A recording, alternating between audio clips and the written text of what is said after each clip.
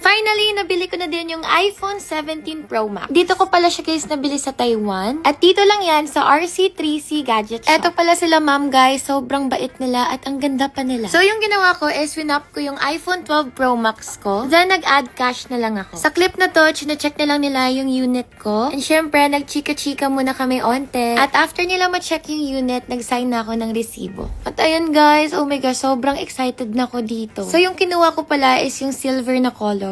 At meron pa pala sila guys pa mini games. At di lang yan, sobrang generous din nila. Meron din pala sila pa free spin. So yung kasama ko pala bumili si Ate Sheena. Kilala niyo naman siguro sino siya guys. Siya lang naman yung lagi nagme-makeup sa akin sa mga event ko na sobrang ganda talaga. At ayan, binuksan na nga namin. Sobrang ganda. Tignan niyo yung kulay niya, grabe. So brand new pala tong iPhone. At after namin na-unbox, pinatempered na lang din namin para maging protected yung screen. At guys, tignan niyo, ito pala yung pinaka-favorite ko na bagong feature ng iPhone. Anyway, kung gusto niyo din bumili ng iPhone guys, message na kayo dito sa RC3C Gadget Shop. Sobrang trusted yung mga gadgets nila dito.